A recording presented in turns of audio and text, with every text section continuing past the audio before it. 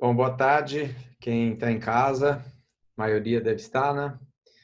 E meu nome é Weber Ursi e eu fui convidado aí pelo IOA e Delogical para estar com vocês hoje à tarde, 1º de maio.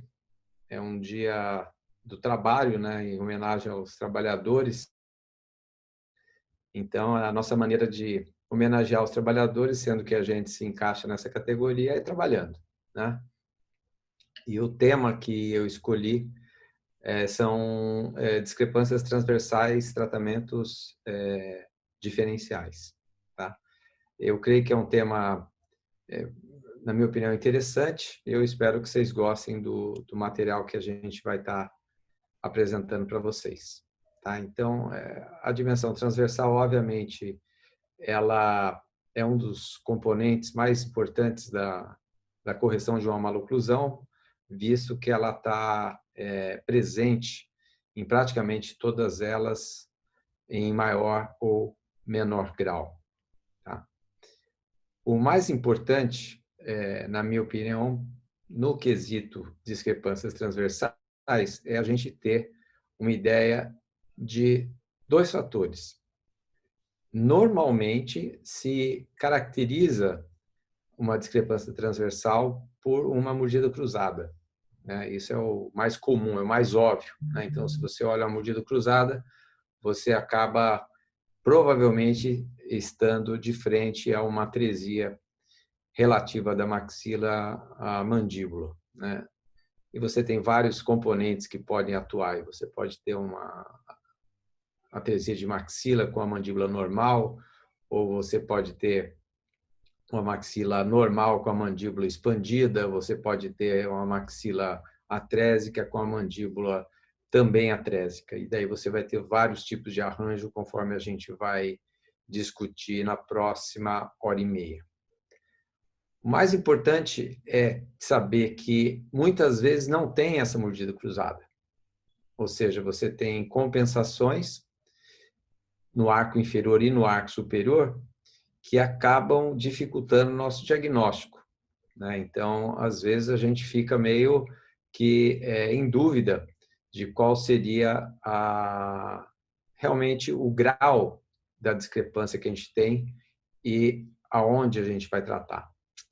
Então, tem dois desenhinhos aqui. Essa arte foi feita por um amigo meu, o Dr. Murilo Matias, né? Que é meu parceiro, para tentar explicar isso. Então, aqui você tem uma mordida cruzada bilateral, né?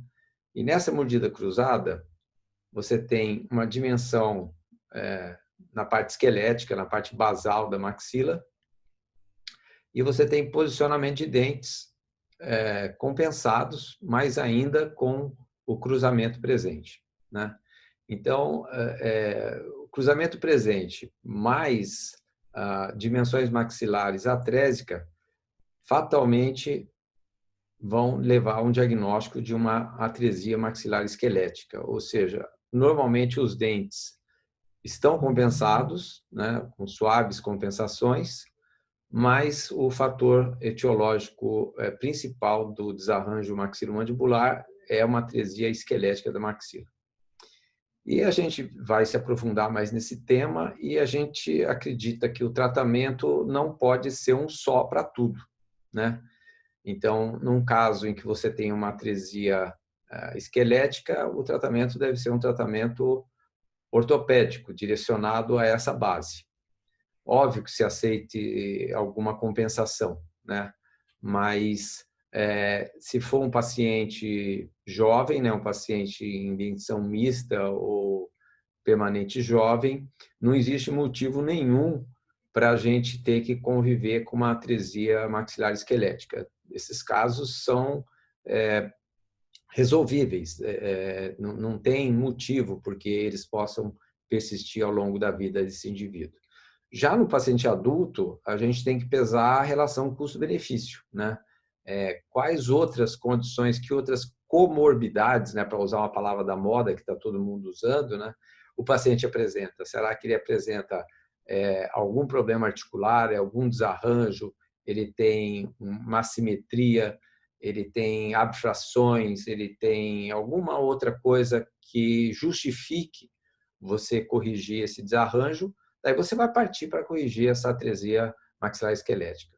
Mas há de se contemplar que, em alguns casos selecionados, que o paciente é assintomático, sem problemas periodontais, com uma abertura e fechamento mandibular sem desvio, ou seja, o paciente que não tem disfunção, é de se questionar realmente a necessidade de você fazer a correção dessa mordida num paciente já adulto, em que você tem todo o arcabouço dentário e as relações das ATMs já adaptadas a essa posição, né? Quando você tem uma outra situação, aqui você pode verificar que a dimensão transversal, né? Aqui eu estou copiando a seta anterior só para exemplificar a dimensão. Nota que agora você tem uma amplitude maior das paredes laterais da maxila, ou seja, é uma maxila mais ampla, uma maxila com uma dimensão maior. E você nota que os dentes se encontram com uma alteração de sua inclinação axial, né? Então, nesse caso, o problema são os dentes, né? A base óssea está ok, mas os dentes, a parte alveolar, melhor dizendo, não os dentes, a parte alveolar é que está com problema. Então, a gente pode caracterizar isso como sendo a mordida cruzada posterior bilateral dento-alveolar. Obviamente que esses casos podem ser tratados em qualquer idade, né? Então, esses casos podem ser tratados quando crianças, podem ser tratados adolescentes, podem ser tratados já adultos, porque o prognóstico é bom e praticamente tudo funciona, né? Praticamente tudo funciona e, obviamente, que a gente tem que equacionar também a dimensão vertical do paciente, né? Aqui a gente está vendo somente uma dimensão, a transversal, mas, obviamente, você tem que ver o que tem associado a essa relação. Então, se o paciente tem uma mordida cruzada mais uma sobremordida, o caso é favorável, que normalmente o descruzamento da mordida acaba diminuindo a relação vertical anterior. Então, se o paciente tem associado a isso uma sobremordida, o caso é favorável, uma relação incisal normal também. Agora, se ele tiver uma mordida aberta, daí é a mesma situação, mas você precisa ter um controle vertical à medida que você fizer o descruzamento dessa mordida.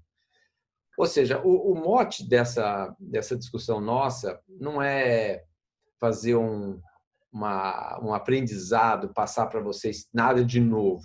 Não é isso. É ressaltar a necessidade de se ter o diagnóstico como sendo o fator mais importante para que a gente tenha um caso sem surpresas, né? Então, como é que eu vejo uma clínica de ortodontia? Eu posso dizer isso de cátedra, porque, embora seja professor universitário,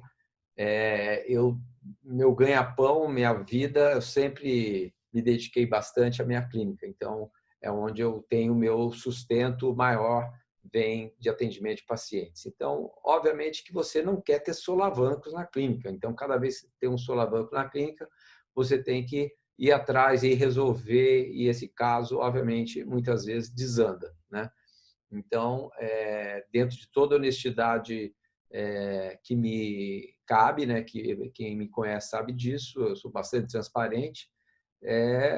Às vezes a gente tem má surpresa no consultório, né? E a gente precisa lidar com casos que estavam melhores antes de iniciar o tratamento do que durante, né? Então, quanto mais acuidade a gente tiver, quanto mais tempo a gente gastar na fase de diagnóstico, menos surpresas a gente vai ter e a condução do caso flui melhor, a condução do caso fica mais light. Então, diagnóstico, né? Eu não vou me ater a discutir com vocês técnica, falar, embora eu vou mostrar caso clínico, né? Não vai ser só slide de figurinha, não, vai ter caso clínico que eu tratei. Todos os casos clínicos que vão aparecer aí, o que tem de bom e ruim, fui eu que causei. Então, não tem caso de aluno, não tem caso de outro profissional. Tudo é meu aqui, tá? Certo ou errado, é honestidade total aqui, tá? Eu não estou aqui para... Eu estou completando... O ano passado, completei 60 anos, né? E depois que você atinge uma certa idade, você começa a repensar a sua vida. Então, eu não tenho mais que fazer média com ninguém. O que eu tinha que ganhar, eu já ganhei. Agora, eu tenho que fazer aquilo que eu acho correto, né? E falar honestamente aquilo que eu penso. Então, fase de diagnóstico, obviamente, é a mais importante em toda a ortodontia. Não é o aparelho, se você vai usar bracket, fio, aparelho lingual, vestibular, alinhador. Não é isso, tá? O diagnóstico é a base.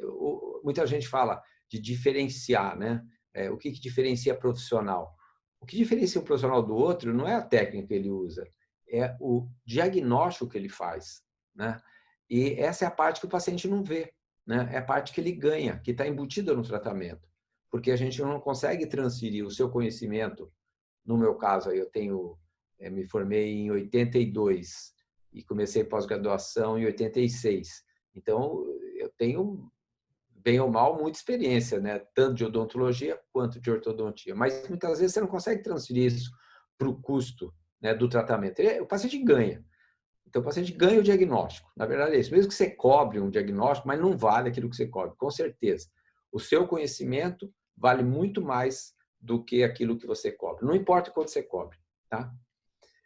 Daí você vai ter que verificar, além da magnitude da discrepância transversal, se o caso apresenta simetria ou uma assimetria. Normalmente, casos simétricos são mais fáceis de você tratar, né? Casos com assimetria complica a mecânica. Você normalmente vai ter que associar daí alguma coisa além de mecânica convencional, ancoragem esquelética, cirurgia ortognática, o que seja, tá? Porque só com fiozinho e elástico, eu garanto para você, você não consegue corrigir, tá? A não ser que seja uma assimetria muito leve, né? Muito suave. Verificar se o paciente tem algum desvio funcional de relação cêntrica para massa de intercuspidação. Esse desvio funcional, ele é melhor visto quando você manipula o paciente. Então, não dá para ver isso na documentação. Até acho engraçado quando alguém pede opinião sobre um caso e traz os modelos articulados, modelos ortodônticos, né, que foram recortados em oclusão, para você analisar, e você não tem ideia nenhuma como é que aquilo funciona, né? Você tem que ter uma ideia da parte funcional, como é que aquilo trabalha, né? Se tem uma harmonia, se você tem desvios, aonde que está esse desvio? Desvio está em abertura, se o paciente desvia para um lado, para o outro, para frente, ou se está em fechamento, como é que é esse desvio funcional do paciente, essa discrepância, se ele tem entre RC e MH. Outro fator é um fator mais de ordem estética, né? Preenchimento de corredor bucal. E quando a gente iniciou a ortodontia muitos anos atrás, não era algo que a gente considerava, né? Normalmente a gente olhava a parte cefalométrica, padrão facial, estudava bastante, né? A gente ficava craque em cefalometria, daí análise de modelo, daí você fazia uma combinação da análise de modelo com a análise cefalométrica, pegava a discrepância cefalométrica, mexia e chegava no resultado do tratamento e você tratava o paciente, tá? Não se considerava muitos aspectos que passaram a entrar dentro do métier da ortodontia, talvez de 1986, 88, quando o McNamara começou a falar em análise facial para cá.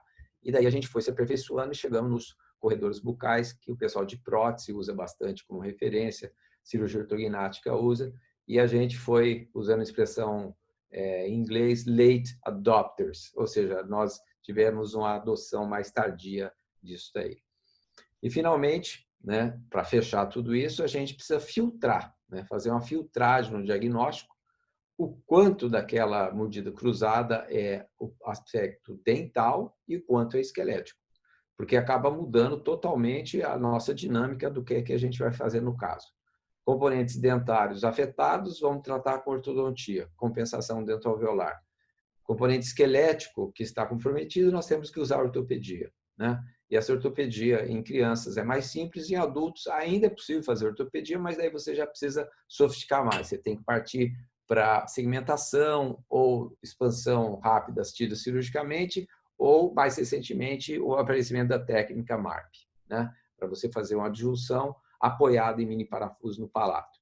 Então, hoje em dia, o envelope da possibilidade da correção transversal existe. Obviamente que isso deve ser discutido com o paciente e alguns pacientes vão entender, outros não, né? Então, a nossa atitude é sempre apresentar para o paciente o plano A, que seria o plano ideal, e o plano B, que seria o plano não tão ideal, mas que ainda seja passível de ser feito, seja ético e não coloque o paciente a apresentar riscos. Então, antigamente, o ortodontista era meio que o príncipe do negócio, né? Ele falava para o paciente, ó, você precisa extrair 4 dentes, daqui o pedido, vai lá, quando extrair, você volta.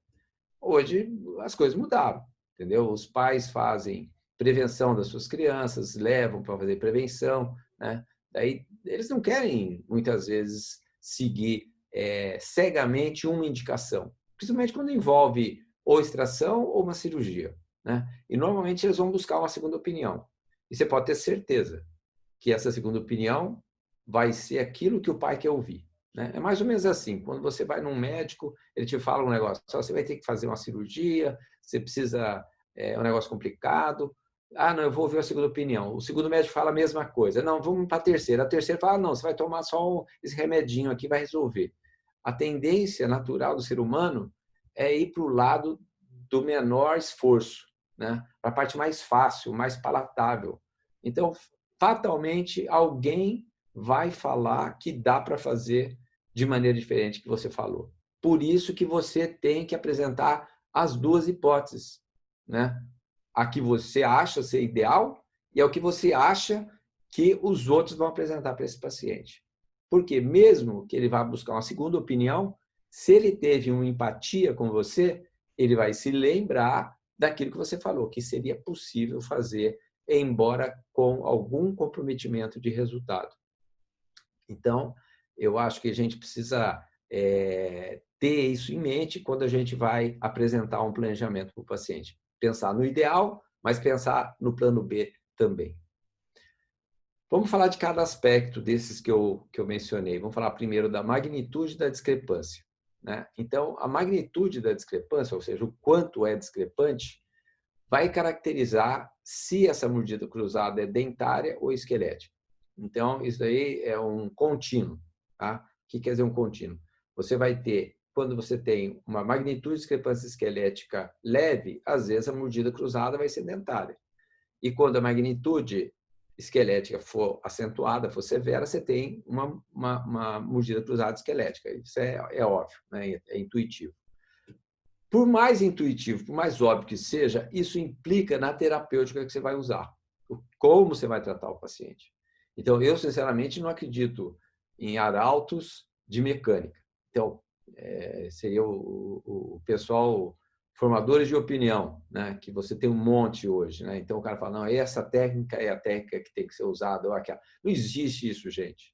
Isso é bobagem, né? É perda de tempo ficar discutindo técnica. Você pode conseguir ótimos resultados de diferentes caminhos. Obviamente, tudo depende do manejo que você tem de cada um deles, né? Então, a terapêutica a ser seguida é mandada pela necessidade do paciente e não a predileção sua, né? Dá um exemplo. Suponha que eu trato todos os pacientes somente com aparelho removível, né? Expansor removível, tipo Schwartz, parafusinho, que é ativado uma vez por semana, superior e inferior para tratar tudo.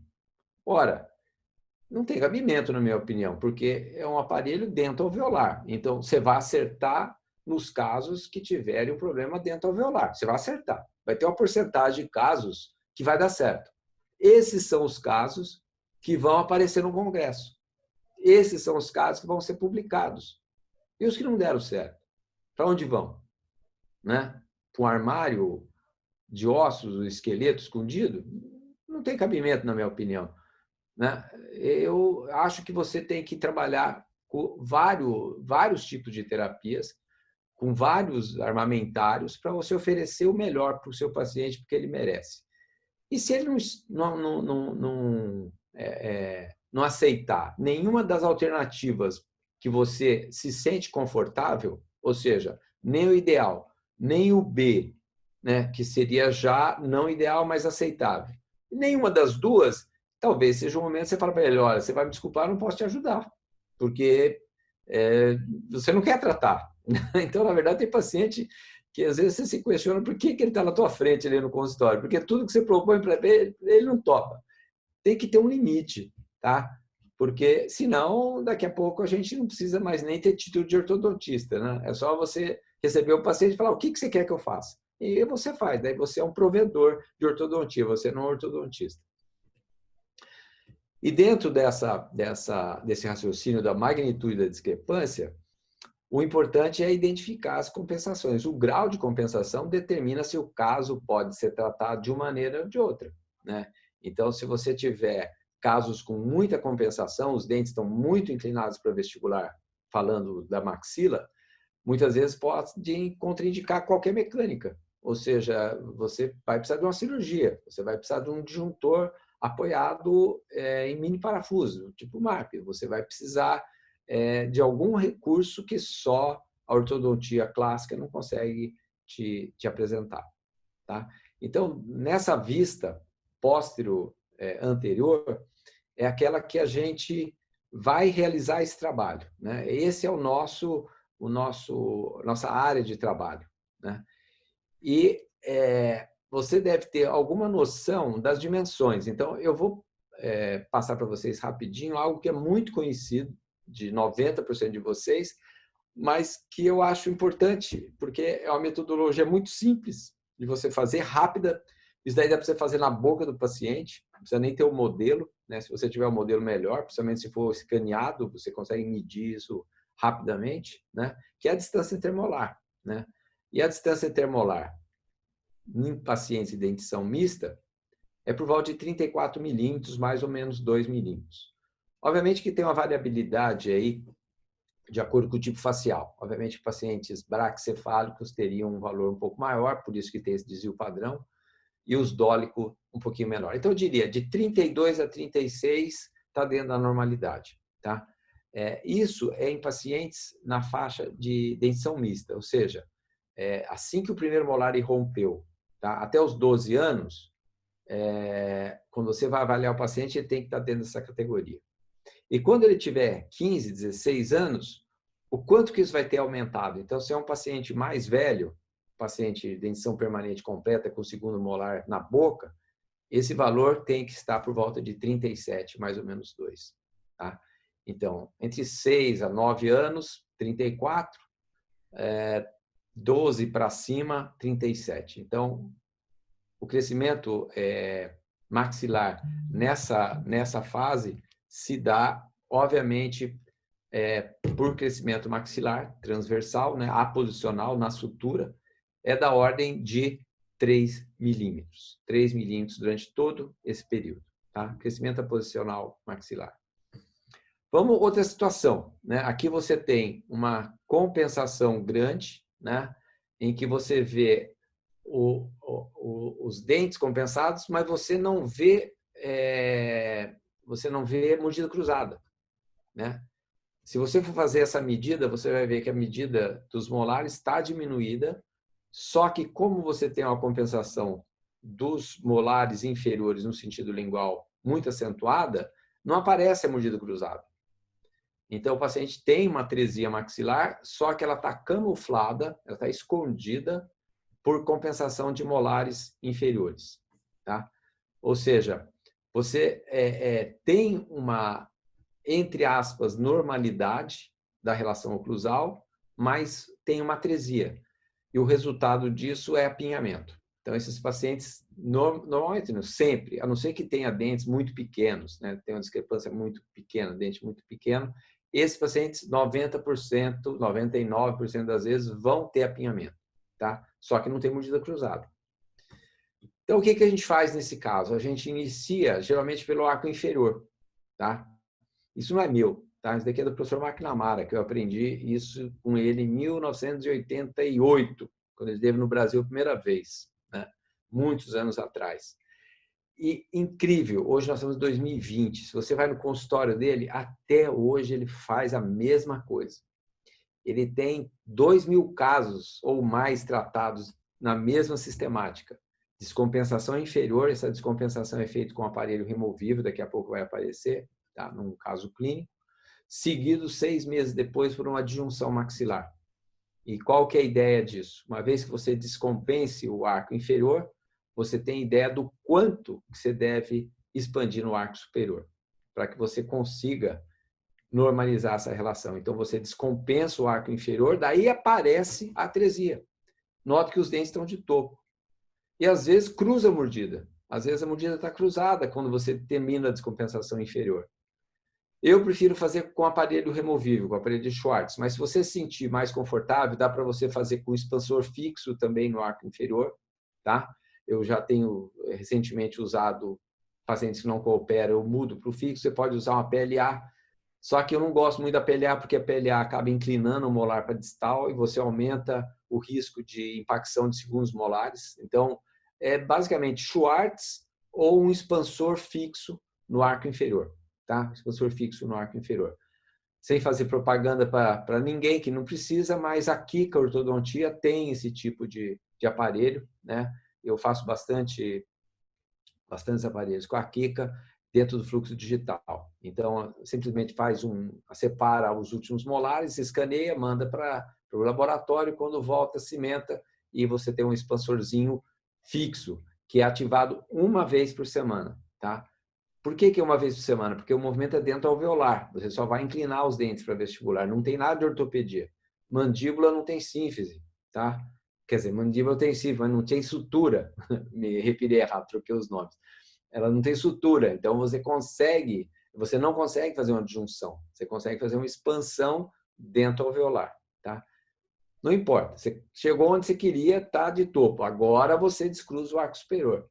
Vocês vão ver que a tua disjunção vai ser muito mais agressiva. Então, quando você pede um disjuntor, tem gente que fala, pede um disjuntor de 6 milímetros. Cara, disjunção é 8 para cima. 6 é cócega. Me desculpa, tá? Você está subdisjuntando. Disjunção tem que ser com vontade, né? Eu nunca me arrependi de ter feito uma disjunção muito grande. Nunca, tá? E os benefícios que uma disjunção dá para um paciente jovem, principalmente de dentição mista, transcendem a ortodontia. Há uma melhora, em muitos casos, do padrão respiratório, postura de língua, há uma melhora em todos os aspectos do crescimento do paciente. Tudo isso, eu poderia passar aqui horas falando sobre isso, mas não é bem o assunto de hoje. Mas, basicamente, o paciente tem inúmeros benefícios e hoje se fala muito em expandir o arco usando fios e brackets. Eu acho que está indicado quando o problema é dental-alveolar. Mas se o problema é esquelético, é o bom e velho disjuntor. Tá? Daí pode ser o disjuntor de Haas, o disjuntor de McNamara, o que você quiser, ou Hirax. As indicações, normalmente eu utilizo o padrão facial para me guiar qual disjuntor vou usar. Então, se o paciente é braque ou meso, eu vou usar Hirax ou Haas, modificado. Foi modificado por Silva Filho, pelo glorioso Omar, né? Há 40 anos atrás. Ele fez a modificação do Haas para dentição mista. Tá? Ou, se o paciente tem um padrão mais vertical, tendência mordida aberta, eu vou com o encapsulado, que aqui no Brasil se chama disjuntor de McNamara. Mas ninguém nos Estados Unidos chama aquele disjuntor de McNamara, que lá eles chamam de disjuntor colado, né? Bonded expander. Mas aqui no Brasil é McNamara e fica assim, né? Ele não se importa, não, ele até gosta que chame de McNamara. Não tem nenhum problema, não. Então, vamos passar ao primeiro caso clínico, você já deve estar meio cansado de eu falar, tomar uma aguinha, ilustrando essa sequência, né? Então, esse paciente, dentição mista, tá? Eu adoro tratar paciente de dentição mista. Se eu pudesse, eu só tratava na cidade. Os pacientes são motivados, eles são bacanas, né? Não entraram ainda na crise da aborrecência. Eles são... É muito divertido. Eu viro criança com eles, né? Viramos tudo BFF, ficamos amiguinhos. Embora eu já tenha uma diferença, né? Se você olhar a minha idade ou a deles, né? Dá 50 e poucos anos. Então, às vezes, eu preciso me acompanhar o que é que está acontecendo no universo deles, mas é impossível, né? Obviamente, não dá para acompanhar. Então, a gente procura, de outra maneira, se aproximar e criar empatia. Primeira regra, gente, você não precisa ser o topzera do ortodontista, o mega blaster, mas você tem que ter empatia com seus pacientes, você tem que gostar de paciente. Se você não gostar, cara, tá na hora de mudar, porque você não vai dar legal, tá? Você tem que criar empatia com o paciente e quando você cria empatia, não importa os possíveis erros ou desencontros que houverem na relação, ele não vai ter uma mágoa contra você, ele não vai desistir de você, ele não vai deixar você, tá? Então, crie empatia com seus pacientes, tá? Estabeleçam isso. Ortodontia você já sabe, todo mundo já sabe. Quem está nessa sala aqui sabe ortodontia, tá? Agora, desenvolver empatia é outra história, tá? Isso tem que ser trabalhado. Então, esse pacientezinho aí, ele procurou tratamento na época, né? Então, geralmente eu sigo a Associação Americana de Ortodontia, a partir de 5 anos de idade, eu peço para os pais trazerem os filhos para a primeira avaliação. Normalmente eu não inicio nada aos 5, às vezes vou iniciar entre 6 e 7 anos, tá? Mas isso não é bem o tópico de hoje. Mas se você olhar, eu vedei os olhos, porque isso aqui está sendo gravado para depois ficar disponibilizado aí na rede, né? Então, eu vedei os olhos. Mas dá para você ver que esse paciente apresenta uma diminuição na projeção da área do zigomático, né? O zigomático dele tem pouca projeção, né? O nariz dele é estreito, ele não tem selamento labial, então a boquinha dele fica sempre aberta, então a mãe relata isso. Você notar na foto da esquerda o lábio superior dele, né? Ele não é tão vermelho quanto o inferior, então normalmente o lábio superior é hipotônico e o inferior é hipertônico. Para ele conseguir fazer o selamento labial, ele tem que contrair o arco, o lábio inferior, para que ele consiga subir. Então, é muito comum que esses pacientes tenham problemas respiratórios. Então, normalmente eu faço o encaminhamento quando eu identifico algum problema dentro de um questionário que eu uso para detecção. É um questionário que foi me dado pela Daniela Garibe. Eu utilizo o mesmo questionário para detectar problemas respiratórios em crianças, que seria o problema mais grave seria a apneia, passando por ronco, passando por outros distúrbios respiratórios. Uso esse questionário para triagem. E daí você pode encaminhar esse paciente, por exemplo, o otorrinolaringologista para fazer uma análise quando alguma coisa te parece que não tá legal. Tá? Então, esses aqui são os modelos iniciais dele. Nota que ele ainda não tinha nem os incisivos centrais irrompidos, né? E a distância intermolar de 31 milímetros, né? 31 milímetros de distância intermolar. Então, ele não tem mordida cruzada, né? Deixa eu voltar aqui, ó. Ele não tem mordida cruzada, tá? E não tem apinhamento. Ele não tem apinhamento ainda porque os dentes não irromperam, né? Mas, obviamente, você já começa a notar ali na região de incisivo inferior que não tem arco diastemado, né? Você tem aqui um arco tipo 2, não diastemado, de Baum. Então, você não tem espaço no arco. Vai faltar espaço futuramente. Então, às vezes, você pode até eleger iniciar ou não o tratamento, né? Nessa idade, e o início sempre pelo arco inferior, embora até os dois centrais aí não tivessem irrompido nesse slide, né? A teleradiografia, muita gente execra a teleradiografia, diz que é coisa de ortodontista velho. Mas, olha, se você tiver perspicácia, né, ela te dá muitas informações. Ela serve como triagem também para você fazer outras imagens, né? Muita gente usa hoje como protocolo tomografia para todos os casos. É outra discussão de 4 horas que eu não vou entrar no métier, mas eu vou seguir um white paper da Associação Americana de Radiologia Odontológica que estabelece que ainda o padrão para pacientes de ortodontia normais que não tenham nenhuma suspeita de outro problema é ainda uma teleradiografia e uma panorâmica, tá? E depois se detecta algum problema, daí sim uma tomografia. Mas eu não vou polemizar, tá? Então aqui você tem esse paciente, ele tem uma divergência muito grande dos planos, sem olhar nada no que se refere a números. Então eu observo a questão do plano palatino, como é que é a inclinação do plano palatino relativamente ao plano mandibular. Observa a forma da sínfise, observa se o paciente tem na região da nasofaringe alguma atresia, né, uma estenose, na região da bucofaringe, tá? E esse paciente, obviamente, tem um padrão mais vertical, ele tem uma divergência de planos, não tem selamento labial na região anterior. Esse paciente tem uma tendência a apresentar futuramente uma mordida aberta, tá? Então, aqui, iniciando o caso dele, então, nós vamos estar usando, esse aqui é o aparelho de Schwartz, é um expansorzinho removível, tá? Você pode usar outro tipo de grampo, se você quiser, pode encapsular, se você quiser, às vezes você quer manter mais a dimensão vertical, pode encapsular, pode fazer o que você quiser aí. A única coisa é que você não pode ativar muito esse parafuso, tá? Esse parafuso, ele tem que ser ativado uma vez por semana, no máximo. E se o paciente não cooperar muito, uma vez cada 15 dias. Ou seja, cada mês vai ter aumentado 1 milímetro na distância lateral, né, do arco. Então, o que você está fazendo? Você está mudando o trajeto eruptivo dos dentes. Você não deve protruir dentes. Então, você não deve vestibularizar incisivos nesse movimento. Você está trabalhando transversalmente o arco inferior. Tá? Depois que eu atingi uma largura adequada aos incisivos e romperam, eu vi que aquela mordida aberta não se materializou. Então, eu utilizei um Hyrax.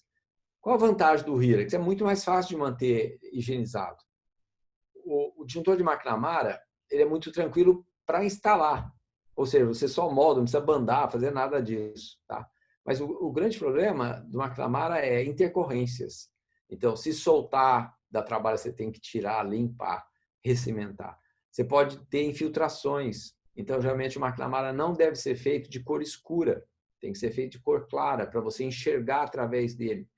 E você tem que fazer fotografias prévias para saber se o paciente tem uma restauração, porque se ele tem uma restauração num dente, vai confundir com infiltração, porque a cor da infiltração é igual a uma restauração, é cinza.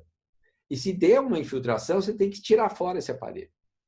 E o problema adicional do McNamara é na remoção. Pacientes mais velhos, na faixa dos 9 anos, vai ganhar extração de dente descido, né? Então, quando o paciente tem 8 anos e meio para 9, né, ou 9 para cima, eu normalmente anestesio o paciente, faço do infiltrativo 1/4 de tubete no fundo de vestíbulo dos dois lados, na região do segundo molar descido, porque vai extrair algum dente, tá? Então, é melhor que você faça anestesia na hora de você remover do que ficar com o paciente se queixando. E o paciente, eu atendo o paciente com a mãe na sala, do lado, tá? Uma conduta minha. Então, os pacientes, vocês têm essa experiência, eles sempre aumentam a reação ao mesmo estímulo quando a mãe está presente. Se a mãe não está, é uma coisa. Se a mãe está, ele multiplica por 4. Então, imagina só, você vai tirar um aparelho, de repente ele grita e sai o aparelho com um dente. O que a mãe vai pensar de você? Então, fala antes do que vai acontecer, para não ter surpresa. Então, fala, ó, vou precisar anestesiar, porque pode ser que saia algum dente de leite. Só não fique nervosa, não se apavora, vai sair um pouquinho de sangue, tá? Acalma todo mundo tranquilo, vai lá e pá. Às vezes não acontece nada. Melhor. Então, às vezes sai 2 dentinhos, tá? Mas isso não é grande problema, mas é só explicando a diferença de um e de outro na questão da dinâmica do consultório. Então, aqui a disjunção, como eu disse, tem que ser grande, não se faz disjunção de 5 milímetros, tá? É 8 para cima, tá? E quando você faz a descompensação inferior, você realmente te puxa a quantidade de disjunção que você faz, o quanto de ativação que você vai fazer no seu paciente. Esse é um protocolo de 1 ano, tá? Com 1 ano, esse paciente agora vai usar para dormir mais uma plaquinha de Hawley, pode ser, ou se você quiser, pode até fazer uma placa de acetato, né? Mas se fizer placa de acetato, você tem que compensar para a erupção dos 2 laterais, né? Ou algum dente que esteja rompendo, para que ele continue rompendo. E você pode usar uma placa de acetato por mais 6 meses para dormir e depois o paciente está de alta. Acabou. Protocolo, 12 meses ativos, 6 meses de contenção, depois ele retorna uma vez por ano para acompanhamento até a dentição permanente. E eu deixo bem claro que na dentição permanente será necessário tratamento adicional. Se você olhar esse caso agora, note o que tem no arco inferior. Diastema. Tem diastema no arco inferior. Ele não tinha diastema nem na dentição, na transição inicial, quando ele tinha só 2 incisivos centrais. Agora ele tem os 4 incisivos inferiores e ele tem diastema. Então, a dimensão transversal responde muito bem quando você inicia precocemente esses pacientes. Então, fica um arco bem desenvolvido. Ele tem ainda um giro no dente 40, no 31, mas isso não me preocupa agora, tá? Ele tem até uma mancha nesse dente. Então, vamos deixar para resolver isso futuramente. E daí ele vai fazendo os acompanhamentos, ele vai voltando de tempos até ele chegar com os segundos molares na boca, tá? Então, eu aguardo para iniciar a fase 2 até que ele tenha segundos molares irrompidos, para que agora eu possa fazer uma mecânica rápida. Então, agora ele vai ser tratado por mais um ano, no máximo 1 ano e meio, para terminar a segunda fase. Então, ele usou 1 ano de aparelho e mais 1 ano, ou 1 ano e meio. Então, se você somar tudo, vai dar 2 anos, 2 anos e meio no máximo, sendo que 1 ano foi de aparelho removível, né? Ou um aparelho fixo no palato, mas não brackets. Então, obviamente, isso dá... E ele chegou assim, né? Então, com esse tipo de oclusão na dentição permanente, né? Tem algumas irregularidades, mas é ridículo, do ponto de vista ortodôntico, o grau de dificuldade disso daqui, né? É até questionável a necessidade de tratar um caso assim, né? Mas como ele apresentava essas giroversões e como a gente sabe que giroversão progride com a idade, a gente decidiu fazer o tratamento dele para fazer um alinhamento, tá? Então foram utilizados brackets, né, metálicos, nada sofisticados, né? E a gente fez o alinhamento e nivelamento dos dentes e chegamos nisso daqui, né? Então, isso aqui é o meu arroz com feijão no consultório, tá? É o que eu mais gosto de fazer, é o que menos me estressa, é aquilo que eu tenho o mais prazer em fazer. Se eu pudesse ter só esses casos, começar cedo. O caso não era tão simples assim, mas começou cedo. O segredo é esse, começar cedo. Não esperar chegar a 12 anos para consertar tudo, né? Ele tem uma boa relação dentária, boa relação oclusal. Fazer um parágrafo aqui. Como ele tinha rotações, né? Pacientes jovens com giroversões, sempre eu uso contenção colada, tá? Então, você nota que no arco superior tem um fiozinho aí, tá? Esse fiozinho, ele vai ficar colado de lateral a lateral. Tem gente que cola de canino a canino, eu prefiro lateral a lateral. E por cima, uso uma placa de acetato para dormir ou uma placa de Howler, tá? Esse fio, fazendo uma ressalva, esse fio não é um twist flex, é um fio trançado coaxial, que pode ser redondo ou retangular ou chato, tá? E esse fio não tem têmpera, ou seja, ele é mole, ele é macio. O fio trançado normal, que seria o fio de mecânica, não serve para isso, porque é um fio com têmpera, então o twist flex vai tender a movimentar esses dentes. E é clássico, você vai ver que os laterais começam a abrir, a distal dele começa a sair para vestibular. Se isso estiver acontecendo, gente, tira o fio, tá? O fio está ativo. O fio pode ter até amassado com o paciente mastigando. E no arco inferior, eu uso o clássico 3x3, fio 07, né? Eu uso fio 07 da Floresta Dente, não oxida, barato, fácil de pôr. O paciente consegue passar fio dental, então eu não uso a contenção higiênica, eu prefiro usar essa daí. E se acontecer de algum dente girar, eu volto com um botão e elástico, corrijo aquele dente, daí eu colo só esse dente por lingual. Só esse dente, não todos, tá? Não gosto de colar todos os dentes em jovens. Em adultos é outra história. Como vocês vão ver, um dos casos que eu vou mostrar, adultos vão precisar de uma contenção mais eficiente, colada dente a dente por mais tempo. Mas é só ver uma expectativa de vida, né? Essa criança aqui tem, digamos, 14 anos. Expectativa de vida de 90. Quanto tempo vai ter que controlar o alinhamento dos dentes, né? Agora, uma paciente de 50 anos, de 40 e poucos anos, expectativa de vida, digamos que seja 80, né?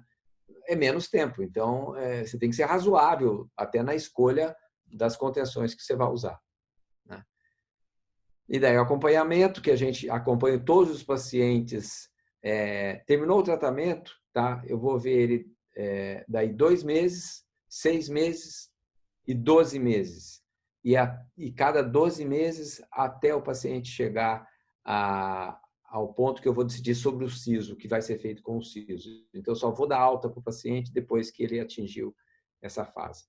Então, aqui é quando ele terminou o caso, né? Note a segunda fase dele, note que teve uma mudança brutal, né? No padrão respiratório dessa criança, né? É outra criança, até a dimensão do lábio dele, o vermelhão do lábio ficou diferente, né? Relação lateral, ele tem selamento labial passivo, ele não contrai mentoniano para conseguir fazer o selamento. E o mais incrível é ele mostra dente, né? Apesar que do lado esquerdo ele não tinha dente para mostrar, mas mesmo assim eu quero enfatizar é que você cria uma amplitude, você cria uma exposição bem grande dos dentes que dão para esse paciente uma harmonia, dão para ele um preenchimento, né? E uma boa relação oclusal. Então, aqui é 2013, tá? Quando a gente terminou, aqui é 2019, 6 anos depois, né? Ele já praticamente adulto, né? E ele voltou para um último controle. Eu disse que a gente faz controles anuais, daí foi a última vez que eu vi, né? E você nota que, embora a barba comprometa um pouco a visualização, você nota que ele tem um perfil muito adequado, tem bom selamento labial, tem um sorriso bom, né? Então, eu acho que é uma coisa que nos dignifica e que nos mantém felizes com os resultados que a gente adquire. Bom, segundo aspecto, a questão da simetria ou assimetria facial. Isso pode ser feito de duas maneiras. Você pode fazer a low-tech e a high-tech. Low-tech é avaliação clínica, como a gente fazia. Daí você vai usar fio dental, você vai usar abaixador de língua, é meio empírico, né? Mas você tem uma visão geral. Ou, hoje, na minha opinião, o padrão ouro para avaliar a simetria é cone beam. Então, nesse caso, eu acho que nada supera uma tomografia, né? E eu utilizo sempre nos casos que eu tiver uma assimetria facial que eu julgue, né, seja uma assimetria que tenha um comprometimento maior nos 3 planos, tanto no plano que eu vejo, né, que é o plano frontal, quanto no plano sagital, quanto no plano vertical. As assimetrias leves, normalmente elas podem até ter uma implicação, mas não justificam um tratamento mais agressivo. Você pode conviver, o paciente tem uma simetria basal suave, mas não justifica você colocar várias mini placas nele, por exemplo, para você conseguir corrigir uma inclinação de plano oclusal de 2 graus. Tá? Então, eu sou bem parcimonioso, mas eu considero que você tem que usar sempre que tiver uma simetria muito acentuada. E nada se compara, né, hoje em dia com a visualização que você tem numa tomografia e as medidas, né, que você faz dos lados. Então, você consegue medir a altura de canino, a altura de molar, diferente plano oclusal direito e esquerdo, altura de gônio, até a própria maxila. O Júlio Gurgel, um grande amigo, ele usa bastante tomografia para você determinar o grau de atresia de maxila, para determinar se a maxila é atrésica esqueleticamente ou não. Então, eu não discuto que o padrão ouro é a tomografia, tá? Para esse tipo de caso. Não há argumento, não há discussão. Então, você pode avaliar várias coisas que a cefalometria não dá. Tá? A cefalometria é muito inferior comparado a isso daqui. Tá? Isso aqui é muito superior. Mas vamos pegar um caso de uma assimetria que eu tratei e que apresentava, na minha opinião, um caso tratável ortodonticamente, em que eu não achei que justificaria fazer uma correção tão grande assim. Se a gente for olhar em termos de plano frontal dele, você nota que o mento dele tem um desvio para o lado esquerdo. Né? E se a gente pegar a foto dele e dividir em duas, né, pegar a fotografia dele e dividir em duas, vocês vão ver que ele tem juntar o lado esquerdo com o lado esquerdo e o direito com o direito, são duas pessoas. Né? De um lado esquerdo você tem um dórico, do lado esquerdo você tem um meso. Né? Então, por acaso, o lado direito convive com o lado esquerdo, mas de um lado é um meso, do outro lado é um dórico. Então, daí ele apresenta essa... E essas assimetrias são basais. Não é só na desvio de linha média. Não é tudo, é olho, é ouvido, é ângulo, é plano oclusal, é tudo está compensado, tá? Tudo tem uma diferença. E vocês veem que o desvio acompanha o arco inferior, tá? Ele procurou tratar o desvio para a direita dele, esquerda dele, na verdade, direita da tela. Então, a queixa que ele procurou não foi por isso. Muitos desses pacientes não sabem que tem isso. As mães nunca olharam, elas ficam assim de cara quando você mostra e fala. Eu sempre mostro e sempre falo. Só que tem um adendo. Eu não falo na frente da criança. Nunca fale na frente da criança. Principalmente se for uma menina. Se for uma menina adolescente. Tá? Porque ela vai ficar encucada com aquilo, ela já tem outras coisas para resolver. Ela já está infeliz com o cabelo, está infeliz com a pele, está infeliz com a altura, está infeliz com tudo. E você vai criar mais outro problema? Eu não falo na frente da criança. Tá? Eu falo para os pais à parte. Tá? Mostrando, ó, está presente. Porque o que vai acontecer? Muitas vezes, um outro dentista lá na frente vai detectar isso. Né? Vocês já viram que o dentista tem 2 óculos. Um óculos é para ver os casos dele, que ele tratou. E o outro, que é uma lupa de aumento de 8 vezes, é para ver o caso dos outros. Né? Como a gente é muito ético, né? Geralmente a gente não consegue ficar calado quando vê alguma coisa. Então, o paciente acaba escutando de outro coisas que nós deveríamos ter dito. Tá? Então, falo que tem assimetria, mas é uma assimetria leve, suave. Muitos têm esse tipo de assimetria e muitas vezes não compensa você fazer esse tipo de correção. Tá? Então, aqui seria a linha média facial, mostrando o desvio. A queixa dele era o apinhamento, a falta de espaço. Então, ele não tem espaço para os caninos. E a falta de espaço é grande. Se você olhar o canino superior direito, normalmente o canino tem 8 milímetros, 7, 8 milímetros. Ali tem uns 3, 4 de espaço. Então, está faltando espaço. E no arco inferior, mesma coisa. É um caso simples, né? Se você fizer tudo certo, eu garanto para você, se você der uma vacilada num caso desse, você não consegue fechar ele de novo. É igual aqueles quebra-cabeça que você desmonta, depois você não consegue pôr junto. Sobra peça. É igual eu consertando alguma coisa mecânica. Né? Se me der um negócio mecânica para eu consertar, qualquer que seja, vai sobrar peça. Eu não sei fazer isso, eu não fui criado mecanicamente para consertar coisas. Então, eu prefiro levar para quem sabe. Então, aqui você vê que tem essa falta de espaço superior e inferior. Né? Essa falta de espaço, ela, obviamente, está causando o apinhamento.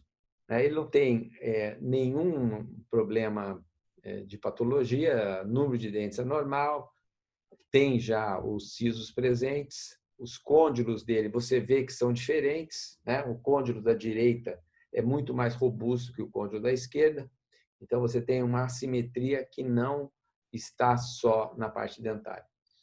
E onde eu queria chegar? Olha só, esse padrão aqui é um padrão muito vertical, com mordida rasa. E se você vai conseguir espaço para alinhar os dentes sem extração, você tem que estar preparado para abrir a mordida. Então, a sua mecânica tem que ser uma mecânica com baixa força, o mínimo de força possível, porque o que eu vejo que o grande problema de usar a força intensa é que você aumenta o problema. Ou seja, você tem muitos efeitos secundários quando você perde o controle e usa a força demais. Então, diminui a força. Toda vez que de uma sessão para outra um dente movimentar, girar, sair do arco, intruído, o que for que não está esperado, o culpado número 1 é a força excessiva. Tá? Diminui a força. Então, ele tem um padrão mais vertical, sob mordida rasa, tá? Falta de espaço, os dentes um pouquinho protrusos. É um caso para você ficar ligadão. Tá? Talvez você vai precisar usar ancoragem esquelética, não sei. Vamos ver como é que você vai acomodar esse caso. Então, ele foi tratado com mecânica convencional, com brackets, com torque baixo. Né? Então, para caso em que eu tenho que ganhar espaço e não quero que os dentes protruam, você deve usar uma prescrição com torque baixo. Então, eu uso prescrição variável. Eu uso bracket autoligado passivo. Tá?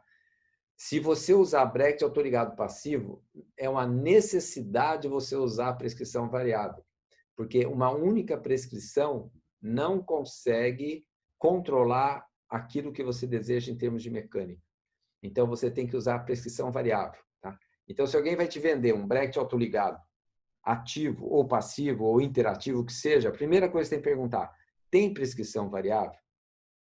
Se a resposta for não, pensa bem, porque você não vai ficar feliz com o resultado. Você vai ver que, às vezes, vai ter lateral um pouquinho para fora, você vai ver que os dentes não estão controlando, estão vestibularizando muito, ou estão retraindo demais.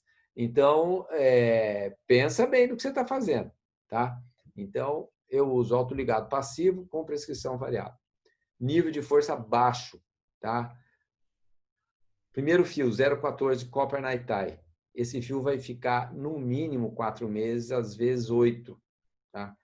Não tenho pressa para trocar fio. Tá? Você deve trocar o fio somente depois que o fio deu tudo que ele podia dar. Né? Então tem gente que fala, mas esse fio é muito caro. É, muito caro se você trocar ele com um mês. Eu não acredito nisso. Deixa o fio trabalhar. Tá? Depois que todas as rotações principais tiverem sido resolvidas, se você tiver conseguido alguma parte do espaço que você precisa, você pode trocar esse fio.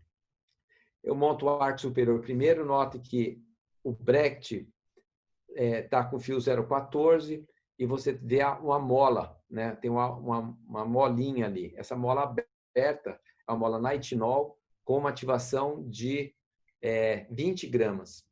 É uma mixaria de ativação, 20 gramas de ativação, meio Brecht. Essa mola começa num Brecht e vai até metade do outro, metade. Tá? E essa mola tem tamanho, 10 por 30. Tá? 10 por 30. Tem gente que compra mola nem sabe que tem tamanho. Né? Compra qualquer um, não existe isso, gente. A gente precisa conhecer o armamentário para você não ter surpresa. Né? E você quer uma condição do caso que seja uma condição bem clean. No arco inferior, eu usei nos caninos low torque e nos 4 incisivos baixo torque. Porque a prescrição standard para esse tipo de Brecht que eu uso já é negativa. Então, eu não queria lingualizar mais os dentes ainda, mas como os caninos superiores estão low torque, para eu conseguir um ajuste da guia de canino e do overjet de canino, você tem que ter uma compatibilidade entre o torque superior com o torque inferior. Então, como eu usei low torque superior no canino, vou usar low torque no canino inferior. Para que eu não crie um overjet, para que eu tenha um immediate side shift, ou seja, essa mandíbula trafegue lateralmente meio a 1 milímetro, daí começa a escorregar para fazer a desoclusão de canino. Tá? Não quero um canino muito justo. Os caninos, vocês vão ver os casos, terminam geralmente verticalizados, né? Terminam em pé. Montei o arco inferior nessa seção, eu nunca monto o superior e inferior na mesma seção, eu procuro sempre montar um numa seção, o outro no mínimo 2 semanas depois. Fio 0,14 inferior, mola aberta, mesma coisa.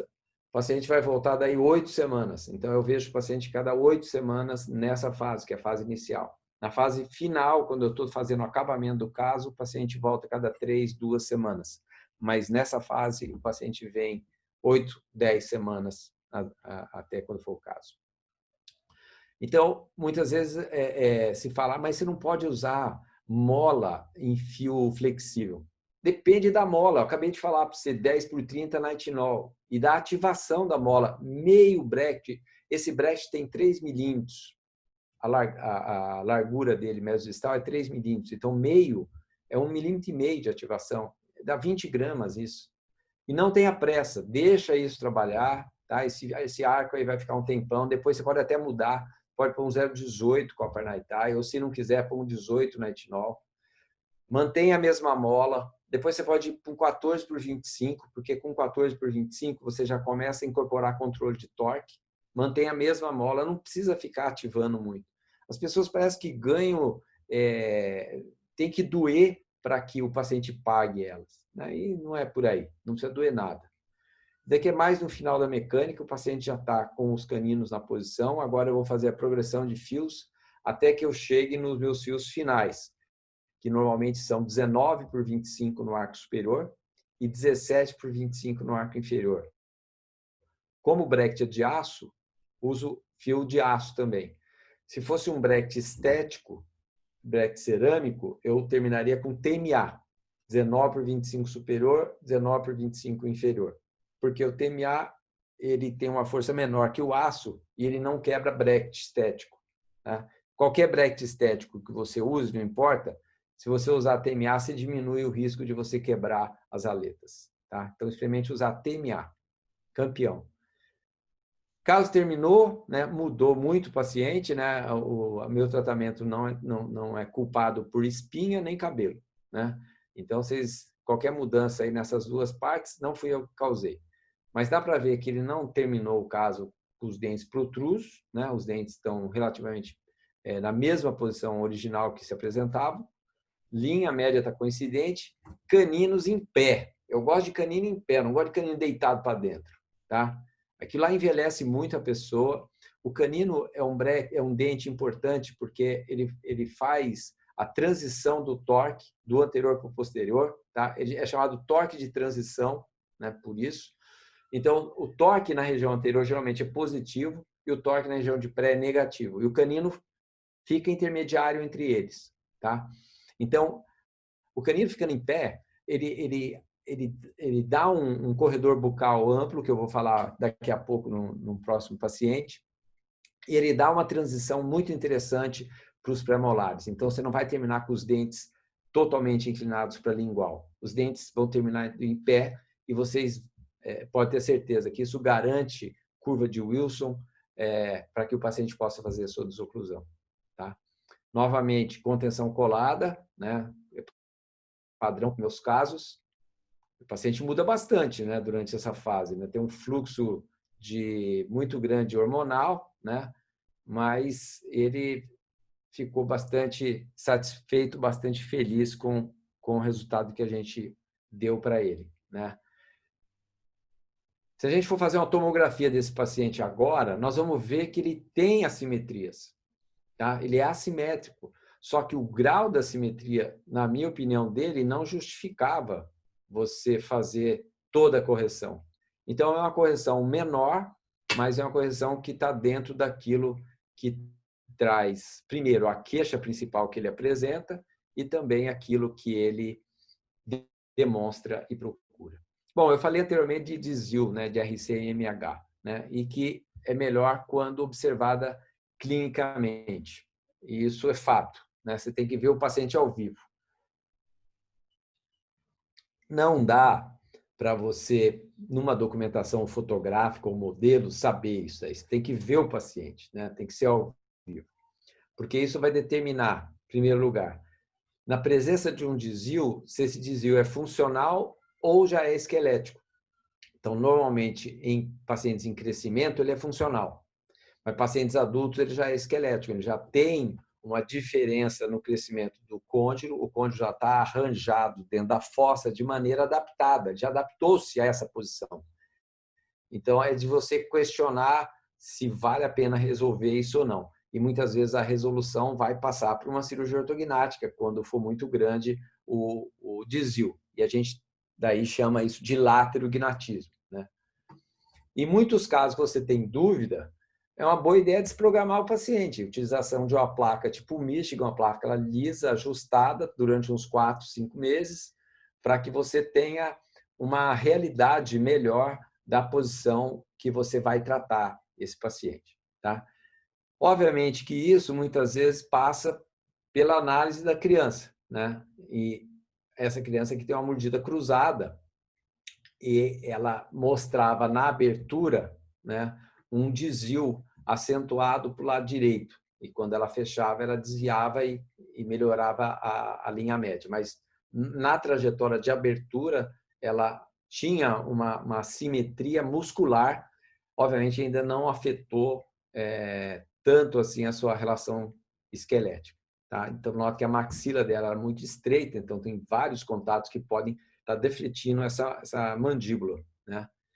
Tinha uma normalidade de relação dentária, é um padrão bom para tratar, porque vê que é um padrão meso para braque, né? Sob mordida profunda, selamento labial. tudo que você fizer nesses casos aí, normalmente dá certo, tudo funciona. É um caso mais antigo, tratado há muitos anos atrás, então você tem aqui um disjuntor, esse é o disjuntor que o Omar adaptou do Haas, né, usando somente duas bandas. A disjunção é acentuada, nota que abre diastema, né, tem que abrir, se não abrir diastema não houve a disjunção. Depois disso, a gente esperou um período para a troca dos dentes e assim que emergiram os dentes, a gente já iniciou a fase 2 com aparelho fixo. Terminado o caso, caso simples, né? Mas não é para isso que eu estou querendo mostrar esse caso, né? Deixa eu só continuar aqui. Tempos depois, o caso se mantém muito estável, um caso bastante estável e interessante do ponto de vista oclusal. Né? Plaquinha de acetato, uso bastante isso para dormir. Tá? Normalmente, se o paciente não faz bruxismo, ela dura 1 ano e a gente precisa renovar. Então, hoje eu tenho scanner, tenho impressora 3D, então eu escaneio o paciente, imprimo, fico com o modelo. Quando o paciente precisa de uma nova placa, ele avisa, eu impresso, faço a impressão e mando para o paciente, ou ele passa no consultório e isso daí não é problema. E ele vai usar até quando ele tiver saco para usar. Né? 4 anos depois, ela fez um pouquinho de estética aí nos laterais, note que os dentes estão bonitos, né? bem cuidados, mas ela aumentou um pouquinho o ângulo aí distal, disto-incisal desses laterais. Ela tinha uma tendência a abrir diastema, então a gente fez essa contenção, já tinha colocado essa contenção para ela conseguir passar o fio dental. 14 anos depois, eu quero que vocês olhem os caninos dela. Né? Então, note que os caninos dela são verticais. Isso daí é que ajuda a dar a percepção de uma boca com maior preenchimento, uma face bem jovem, uma boa projeção de lábio. Mesmo quando ela sorri, você vê que os dentes estão numa boa posição. Então, eu creio que velhas técnicas, tipo um disjuntor, ainda dão ótimos resultados. E aqui a boca, todos esses anos depois, né? Ainda se mantendo incólume a passagem do tempo.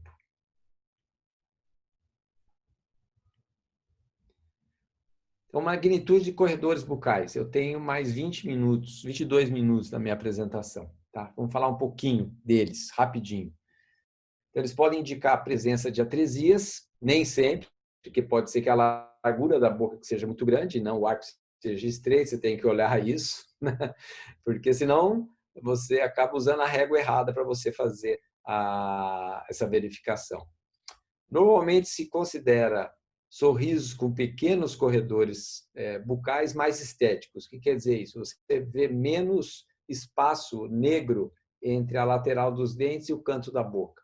O ideal seria que o paciente sorrisse, você conseguisse ver até a face mesial do primeiro molar permanente, superior. Tá? Isso é que caracteriza um sorriso amplo e um sorriso bonito, jovem. Tá? Então, a visualização até a face mesial dos primeiros molares superiores é a nossa meta, tá? Quando o paciente está fazendo sorriso pleno. Que a paciente já procurou, ela já era mais velha, né? Ela não tinha se tratado até então e a queixa dela era, primeiro, essa giroversão dos incisivos, né? Dos laterais, né? E eu mostrei para ela que ela tinha esse desvio de linha média inferior e mais a mordida cruzada na região de pré-molares. Então, não é uma mordida cruzada esquelética. Tudo que você usar aqui dá certo. Usar alinhador dá certo, se você usar brete dá certo, aparelho removível com parafuso dá certo, tudo dá certo. Tá? Porque não é mordida cruzada esquelética, é mordida cruzada dentro alveolar. Tá? A queixa dela, então, era a falta de alinhamento dos incisivos, tanto superior quanto inferior. Então, esse daqui é um caso simples, né? Ela tem alguma compensação no arco inferior, você vê que os pré-molares estão um pouco para vestibular, compensados com os pré-molares superiores. Ela já tinha até extraído os sisos, né? Ela já estava aí com uns 20 anos, 20 e poucos anos, paciente adulta, né? Ótimo padrão facial, bom perfil, você não vai querer mudar nada nessa paciente, né? Então, como eu não ia mudar nada, não tinha nenhum problema de grande falta de espaço, utilizei Brecht convencional, Brecht standard, né? Autoligado standard, por isso que ele tem essa marquinha azul. Então, outra coisa que você precisa perguntar para o vendedor de material é se o Brecht tem marcação. Se tiver, a primeira pergunta é se tem prescrições variáveis. E depois, como é que essas prescrições estão marcadas no Brecht? Porque senão pode virar uma bagunça no seu consultório, você se perder, né? Imagina só, você ou uma secretária derrubar uma caixa de Brecht e mistura tudo. Como é que vai ser separar isso, né? Dá trabalho. Então, montado o arco superior e o arco inferior, caso super simples, né? Alinhando e nivelando, vamos até o segundo molar, porque eu preciso de apoio maior nos dentes, tá? E quando eu cheguei num fio um pouco mais pesado, eu comecei a usar o elástico cruzado, né? E aqui você tem um elástico cruzado, 1/4 de polegada, né? De aproximadamente 6 onças. Isso dá 180 gramas, tá? E o paciente utiliza isso, normalmente você pede para usar direto, né? Eles acabam usando 12 horas, né? Então, eu nunca falo 12 horas, porque eles vão usar 6. Então, fala direto, né? Não existe 12 horas, é direto. Até que tenha uma resposta, até que você tenha a resolução do caso. Então, o caso foi resolvido aí em 16 sessões, somadas todas as sessões, né? Essa quadradinho aí em vermelho indica o número de sessões. Desculpe, vermelho é número de meses de tratamento, né? E representa o tempo que a gente levou para tratar esse caso. Oclusão direita, que é onde tinha mordida cruzada, à esquerda. Novamente, ó, contenção colada. Eu não quero passar como chato, mas salientar que se tem rotação, tem que fazer colagem de fio por lingual para manter isso alinhado. Porque se um paciente vai viajar e perde um aparelho removível, qualquer que seja, e fique 15 dias, já vai começar a girar o dente. Tá? Então, redundância. Use redundância na sua contenção quando tiver giro. Tá aqui ela, ó. Olha que sorriso bonito. Canino no primeiro pré, segundo pré, face mesial do primeiro molar, dos dois lados. Então, ela tem uma simetria de sorriso, ela tem um bom preenchimento do corredor bucal. Os dentes não estão protruídos, os dentes estão na posição correta. Congruência do sorriso está boa. Exposição de tecido mole está bom, de gengiva, que seria a gengiva vermelha. E a gente consegue ver, ó, canino, pré, face mesial do primeiro molar. Tá? Vejo dos dois lados a mudança, né? Como é impressionante pequenas alterações que a gente faz, a grande mudança que isso pode representar para o paciente. Né? Então, dá prazer a gente tratar esses casos, né?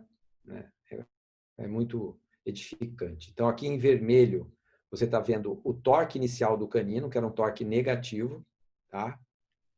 E agora, se eu colocar em verde, você está vendo aí na imagem da direita, você vê o torque que ele ficou. Então, o torque desse canino, a gente usou a prescrição standard, é mais 7. Mais 7. Tá? Normalmente, os torques de canino são negativos ou zero. Tá? E o primeiro a falar sobre isso nem usava autoligar, nem usava straight wire. O primeiro a falar sobre isso foi um cara chamado Bjorn Zachrisson. Edgewise. E ele deixava os caninos assim e explicava por que o canino tinha que ficar assim. Depois disso, Ricketts e Hilgers. As duas prescrições utilizam mais 7 dos caninos. Tá? Então, eu acho que é um bom torque para esses caninos. Eles ficam verticalizados, eles não ficam inclinados para vestibular. Tá? Bom, o tratamento agora. Né? Então, eu reservei para o final 2 casos de adultos, tá? Em que eu não vou falar sobre algumas coisas que teriam a ver com a parte mais cirúrgica. Eu vou falar de tratamentos compensatórios em pacientes adultos com medidas cruzadas. Tá? Já tem muita live sobre isso hoje, então vocês não precisam de mais uma. Então, vamos falar diferente. Né? Se um paciente é adulto com medida cruzada posterior e uma atresia, e o problema é dentário, tá? O problema é dentário, você corrige com fios e elásticos, assim como corrigir essa paciente que eu acabei de mostrar. Se é esquelética, daí você tem 5 opções. Primeiro, não tratar, deixar cruzado. Aumentar a compensação. Daí depende de alguns fatores que a gente vai discutir agora. Usar MARP, né? Fazer uma disjunção assistida apoiada em parafuso. Disjunção assistida não, uma disjunção apoiada em parafuso. Ou usar uma expansão assistida cirurgicamente, ou uma cirurgia ortognática segmentando a maxila. Tá? O que eu vou falar para vocês, eu vou me ater a falar sobre dentária, ou dentoalveolar, e que eu tratei aumentando compensação. Porque isso é a maioria dos casos, é assim, tá? De pacientes adultos jovens e pacientes adultos que nos procuram também. Vamos fazer uma limitação, tá? Nós não somos loucos. Zonas de gengiva com menos de 2 milímetros de gengiva queratinizada pode ser comprometida pela quantidade de direção no movimento dentário. Trabalho super antigo de Boyd, 78, eu já falava isso. Ou seja, movimentos de lingual para vestibular, se você já tiver uma recessão ou se você não tiver uma zona de gengiva queratinizada de pelo menos 2 milímetros, vai aumentar a sua recessão. Isso não há dúvida, é uma certeza. Tá? Então, segundo aspecto, sempre considerar o biotipo gengival antes de qualquer movimentação vestibulolingual que você for fazer. Tá? Qualquer movimentação que você for fazer, você tem que considerar esse biotipo. E vamos começar com o biotipo gengival pior que tem, tá? Que é aquele paciente que tem aquela gengiva muito fina. Tá? Só de olhar já dá retração. Né? Só de olhar da retração. Então, observe como é que estão esses incisivos. Né? A gengiva é muito fina.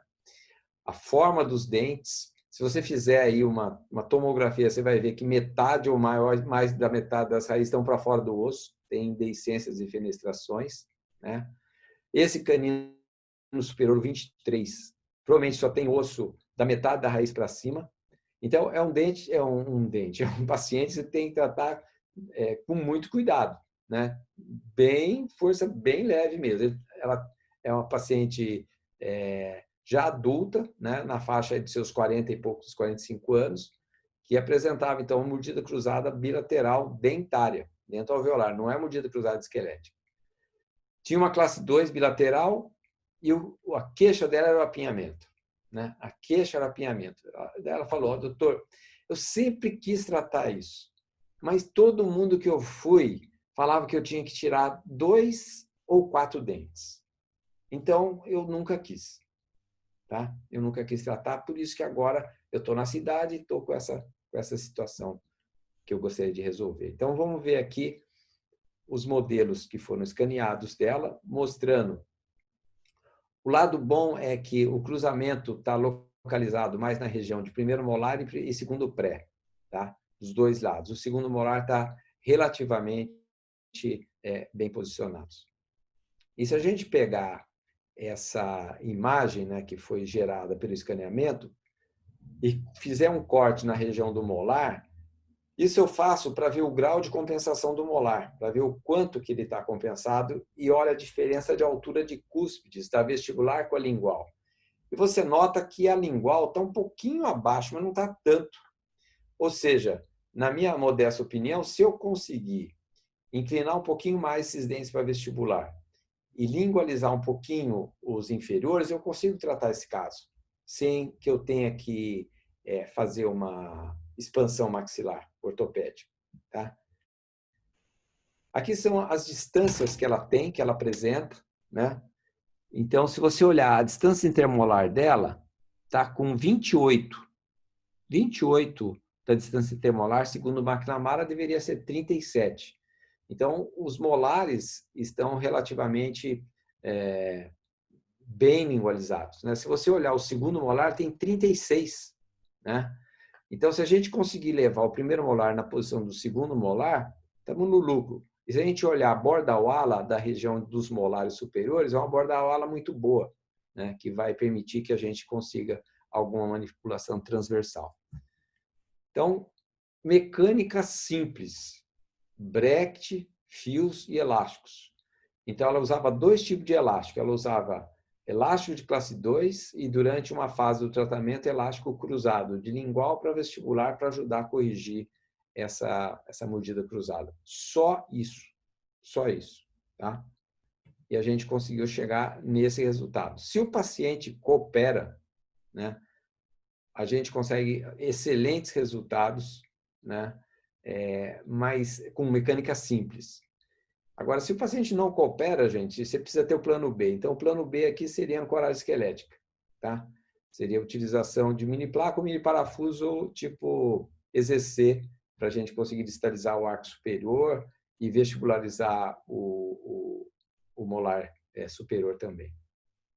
Mas eu acho que dentro da premissa daquilo que ela queria, daquilo que ela almejava, embora você pode até argumentar algumas coisas com relação à oclusão, eu acho que ficou muito bom, né? Então, o início dela foi 5/8 de 2015, final dela 8 de 2017, coincidentemente, 24 meses de tratamento ativo, 17 consultas. Emergências inclusas. Eu sempre incluo nesse cálculo a emergência, porque me impacta o resultado do caso, o número de consultas, e conforme eu tenho muita emergência, piora o resultado do caso. Resultado financeiro do caso, o quanto que aquele caso foi pago para ser tratado e o quanto resultou em resultado para a clínica. Tá? Quanto maior o número de consultas, pior é o resultado. Eu procuro controlar isso. Então, agora, se olhando, ó, obviamente que não normalizou totalmente, né?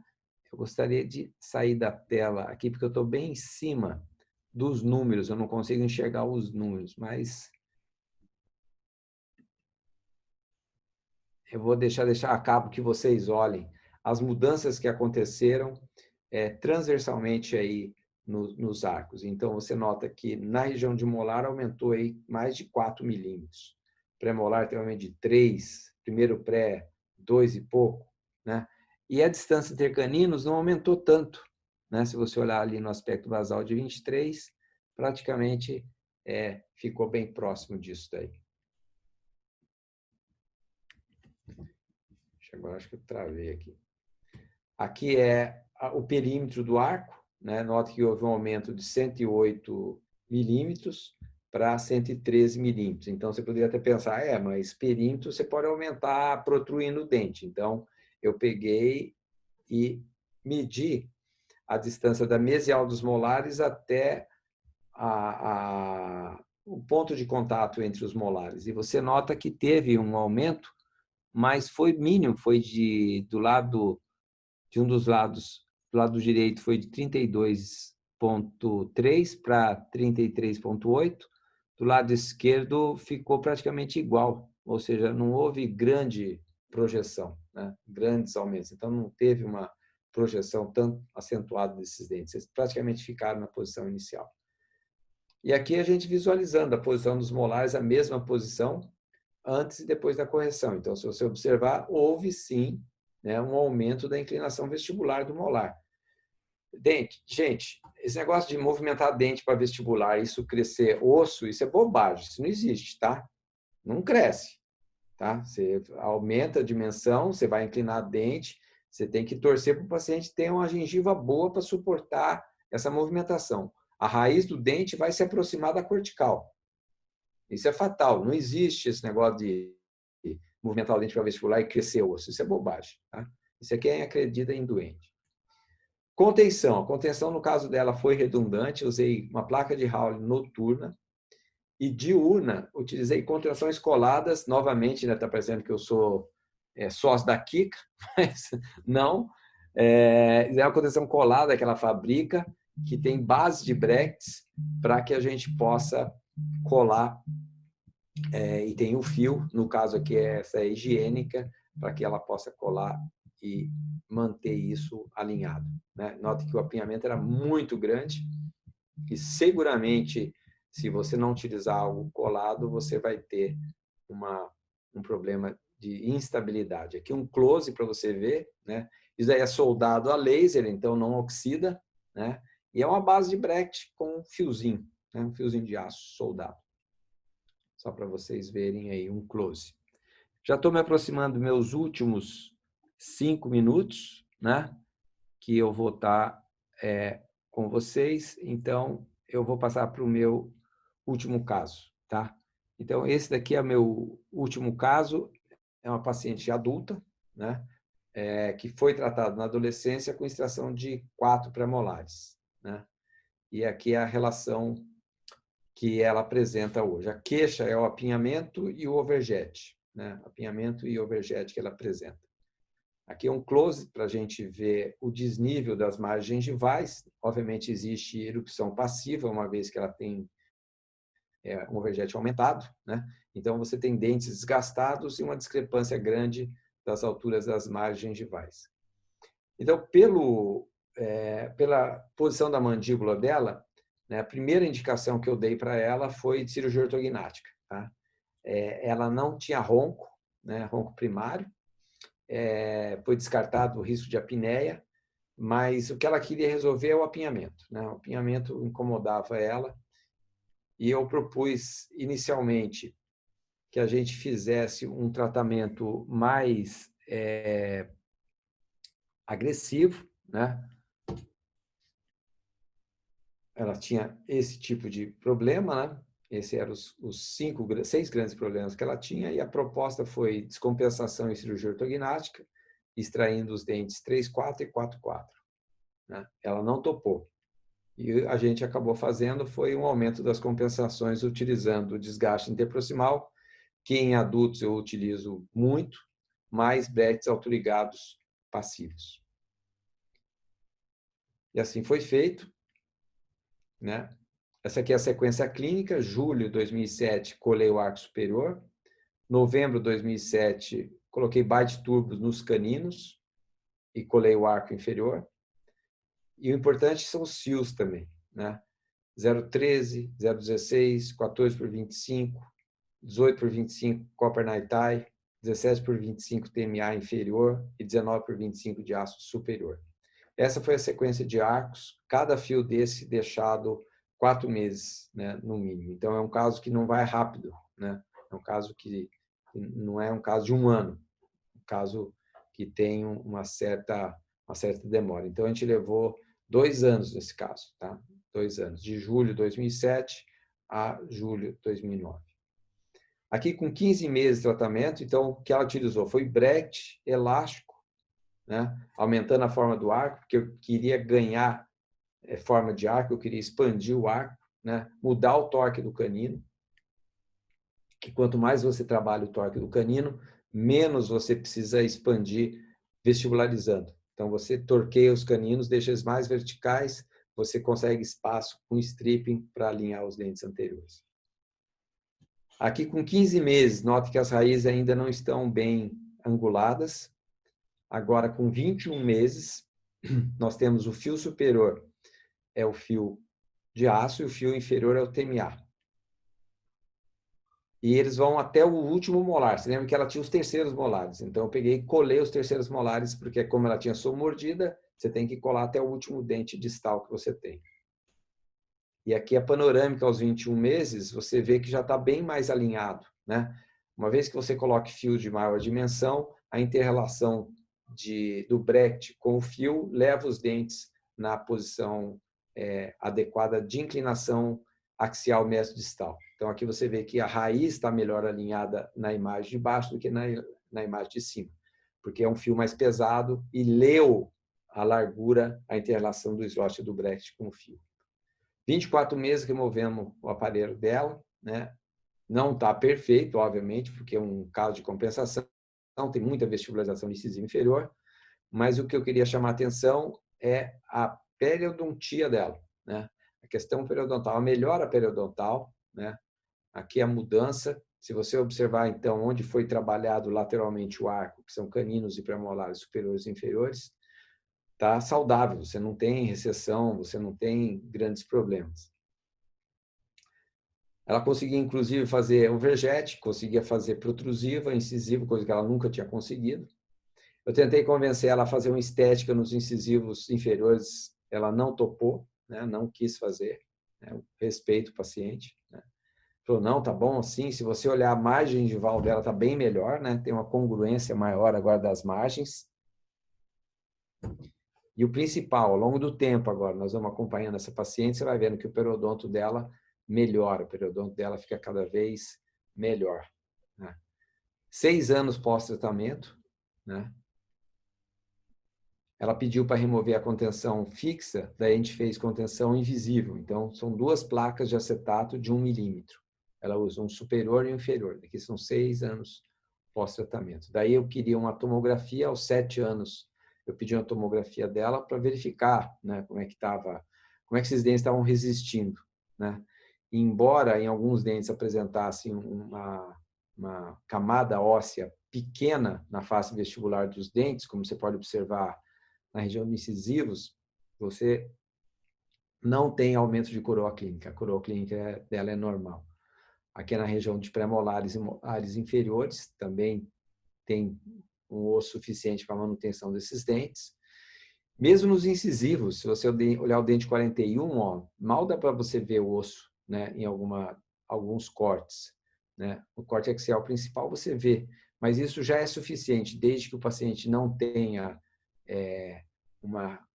um problema periodontal, que isso mantenha a posição do dente. Então, observe, né, o grau de protrusão desses dentes, mas a manutenção do dente na boca, 7 anos depois, né? E aqui 10 anos.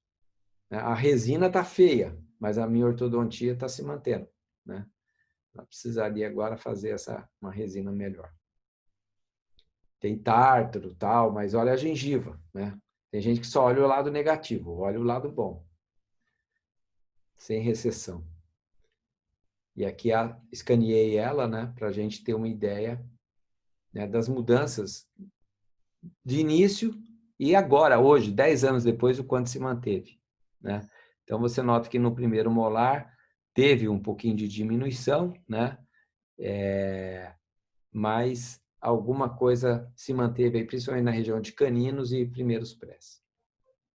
E aqui na região de molar, mesma coisa, né? Na região de canino inferior foi onde mais ganhou, aumento de 5,3 milímetros. E se mantém ainda, obviamente, que as custas de uso de uma contenção alinhados. Aqui a região de primeiros molares, antes e depois, região de primeiros prés. Então, gente, basicamente isso era o que eu tinha para falar para vocês. Eu quero terminar agora com a minha frase final, embora possa ter causado algum desconforto esses outros 2 últimos casos, porque eles fogem um pouquinho da casinha ortodôntica, do quadradinho ortodôntico, né? São casos mais esticando o envelope da ortodontia, mas às vezes você precisa pensar um pouquinho fora do quadrado, né? E essa frase aqui eu recebi uma vez e eu uso ela como referência para a minha vida. Eu acho ela muito boa. Não estacione sua alma em espaços que não cabem seus sonhos. Muito boa, né? Então, não se apequene ou não se diminua aceitando imposições sem que você teste, que você avalie, obviamente dentro de uma certa segurança. E para quem gostou, dá um like aí, depois dá um feedback para o pessoal da organização, fala que gostou do Weber, e aqui está o meu endereço, weber@weberburst.com.br. Caso alguma dúvida apareça que não dê para responder agora, depois vocês podem passar para mim, eu respondo todos os e-mails, tá? Isso tem um monte de coisa que eu não faço, mas e-mail eu respondo, tá bom? Então, agora eu acho que eu volto a palavra para a Nilon para ver se tem alguma consideração a fazer ou pergunta. Oi, professor, vamos lá. Se você quiser fechar o teu compartilhamento de tela, que daí a tua imagem, essa imagem fica maior, eles ficam nos vendo. Então, vamos ver aqui, eu separei algumas questões. Teve bem no... Dica, muito legal. O que que eu faço agora aqui?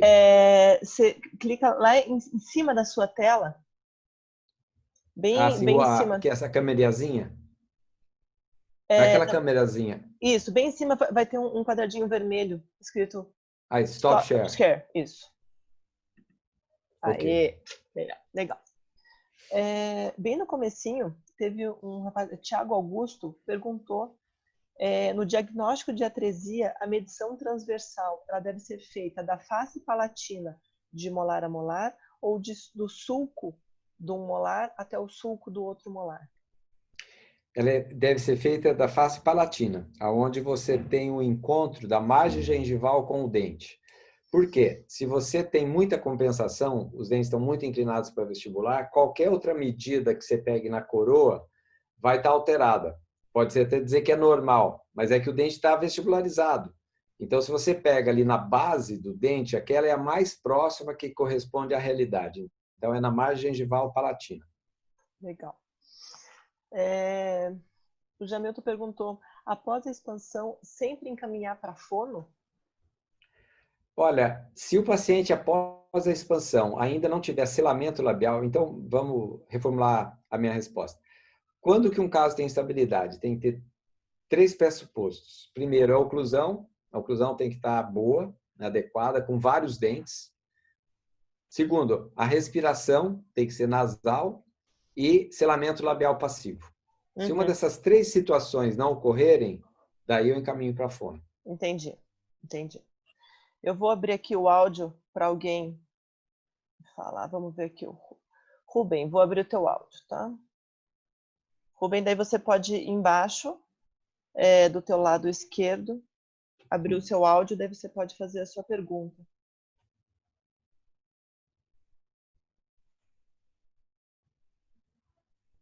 Rubem, se você quiser falar, que às vezes o pessoal levanta a mão, depois não. Vamos ver. Às vezes saiu. Vamos ver. Então, deixa eu deixar aqui. Gislaine. Gislaine Campos, você está autorizado para falar. Você tem que abrir o seu áudio embaixo do seu lado esquerdo. Acho que o Rômulo está voltando. Né? O Rômulo está voltando para nos dar o ar da graça dele. Saiu de novo. Saiu de novo, Gislaine. Então, vamos lá. Aqui. José.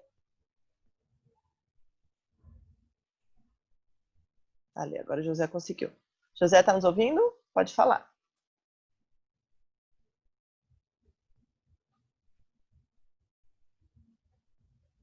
José, seu áudio já está aberto. Nós não estamos te escutando. Eu posso clicar aqui no chat? Porque tem umas pessoas... Pode clicando no chat e se quiser pode ir lendo, tem bastante coisa por ali. Vou começar lá de cima. Isso. Minas, onde eu tenho? Oi, Rômulo. Olá. Oi, Rômulo. Oi, talvez só avisar. Boa tarde, professor. Boa tarde. Tudo bom? Tudo bom, cara? Sim. Então, talvez só avisar, né, que para quem liberou tem que ativar ainda o microfone, né? Isso. Tá, então às vezes o pessoal acha que só liberou que já vai começar a falar. Talvez a Gislaine, talvez apertar no microfonezinho que ela consiga estar falando com o professor. Falar. Vamos ver, vamos abrir de novo a Gislaine. Você tem que abrir o teu áudio embaixo do teu lado esquerdo. Aí, Gislaine, deu certo. Sim, mas agora abriu. Eu não pedi para falar, por isso que eu não abri o áudio, porque tá. Na verdade eu não pedi para falar, entendeu? Eu só quero agradecer e parabenizar todos vocês da organização e o professor Weber. Mas obrigado, Gislaine. Um abraço. Obrigado. Abraço, querido. Tem uma pergunta aqui, eu posso ler? Pode ler, professor, fique à vontade. Em relação ao protocolo de expansão inferior inicial, antes da descompensação, depois de junção, essa conduta atrasa o tempo total de tratamento? uma vez que, iniciando a conjunção, pode ser mais rápido e necessitar de contenção. Você pode trabalhar o arco inferior enquanto estabiliza o superior. Mais uma vez, parabéns. Do Rodrigo, acho essa pergunta. Isso. Não, na verdade, não atrasa, é protocolo de 1 ano. Né? Então, eu passo para o paciente, esse tratamento vai demorar 1 ano. E o motivo de começar pelo inferior é que você concentra todo o esforço num aparelho removível, para que o paciente possa usar, se concentrar nesse aparelho e ele vê o resultado. Depois é comigo. É um aparelho fixo, então a carga de demanda... E o paciente coopera os primeiros 6 meses. Mas o motivo principal é que eu tenho, descompensando o arco inferior, a ideia real de quanto eu preciso desjuntar. E se eu começo a fazer disjunção sem descompensar, eu subexpando. Porque normalmente a gente vai expandir até que a cúspide palatina do superior oclua na vestibular do inferior. E se o inferior está lingualizado, você está subdimensionando, você está subexpandindo. Então, não atrasa, não, é 1 ano. Tá?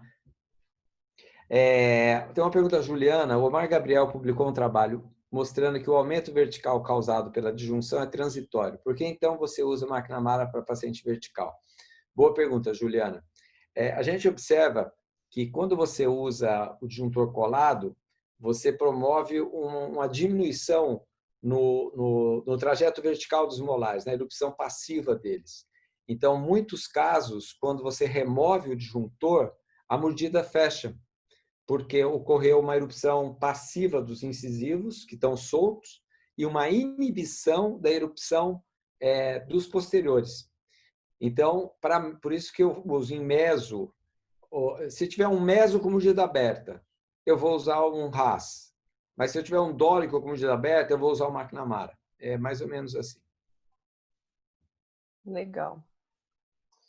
Vamos ver, deixa eu ver se eu consigo, se mais alguém quer falar. Vamos ver. Inês, vou abrir o seu áudio. Se você quiser falar, você tem que desabilitar o seu áudio aí também na sua tela, no canto, do lado esquerdo. Só clicar naquele microfoninho que daí a gente consegue te ouvir. Né? Muitas vezes é que o pessoal acha que a mãozinha é para dar um oi, né? Para dar um oi, tô aqui. Mas a mãozinha é quando vocês querem falar, sabe? Tem uma pergunta aqui sobre o MARP. Pode falar lá. Tratando de MARP, qual o seu ponto de vista da idade e do problema? Então é o seguinte, eu acho que o MARP é uma excelente solução quando bem indicado, né? Então, eu acho que pacientes que têm uma atresia esquelética, tá? E que não tem nenhum outro comprometimento facial, ou seja, não justifica uma cirurgia ortognática, é o aparelho. Porque daí ele amplia o envelope de uso. Então, existem vários trabalhos na literatura mostrando a viabilidade até pacientes de 30 ou mais de 30 anos, né, que já se conseguiu. Agora, você não pode esperar que todos os casos vão acontecer isso. Então, existe um risco pequeno de insucesso, né? Então, não é o tipo de aparelho que você vai colocar e depois abandonar o paciente. Você não pode viajar enquanto o procedimento não abrir um pequeno diastema entre os incisivos do paciente, tá? Legal. Vamos tentar. Deixa eu ver mais alguém aqui que esteja com a mãozinha levantada. Está perguntando aqui também. Pode falar. Enquanto ninguém levanta a mão, eu vou levantando a mão. Isso, pessoal, conforme quiser, vão levantando a mão que eu posso abrir o áudio, tá? Ele está perguntando a marca do fio coaxial sem têmpera que o senhor usa nas contenções superiores. Parabéns pela aula. Tá? Eu estava usando um fio redondo. Tá? Esse fio redondo ele era chamado Penta One, da Maisel. Eles são 5 fios. 5 fios girados. Só que eu comecei a usar da Reliance, né? É um fio sem têmpera e ele é chato. Ele é trançado retangular e é chato. Eu estou usando esse agora, da Reliance.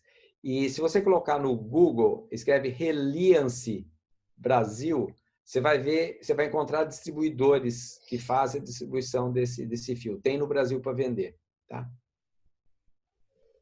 Reliance.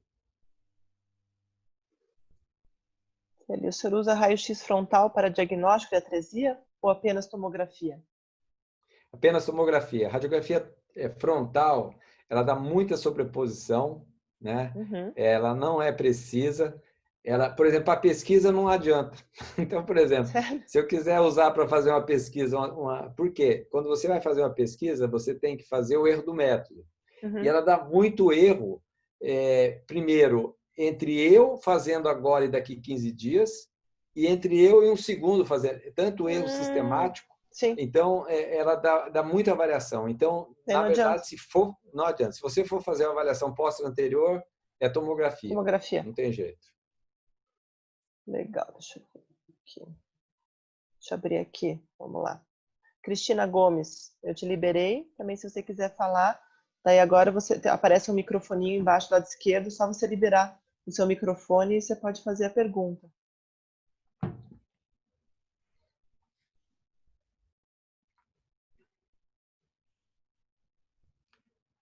Vai ter um break agora? Temos. Cristina Gomes entrou. Aê, olá, Cristina. Muito Cristina. gosto. A questão é muito clínica. Quando é que nós terminamos a expansão maxilar inferior? Qual é o sinal clínico? Do inferior? Sim. Tá. Daí é o seguinte, no arco inferior, a gente usa mais ou menos como protocolo 5 meses a 6 de uso do aparelho. Tá? Então, você vai falar, mas isso dá o quê? Dá 5 milímetros de aumento transversal na região dos molares descidos. Isso normalmente é suficiente para que você tenha os dentes verticalizados. Respondendo melhor a sua pergunta, se você pegar o modelo do paciente depois desses 5 meses, as cúspides vestibulares e as cúspides linguais no arco inferior do primeiro molar permanente, segundo molar descido e primeiro molar descido devem estar na mesma altura. Então, respondendo a sua pergunta, se vai ativar o arco inferior até que as cúspides vestibulares e linguais estejam na mesma altura. Compreendi, obrigada. Que isso, um prazer, viu? Cristina, você é da onde? Portugal. Portugal, de que região de Portugal? Do norte, Viana do Castelo. Ai, que legal. Seja muito bem-vinda. Prazer. Muito prazer. Muito obrigado, viu, Cristina? Um prazer ter você aqui. O meu prazer foi imenso. Que bom. Obrigada, Cristina. Vamos ver aqui o próximo. Agora o pessoal está levantando. Leonardo Vieira.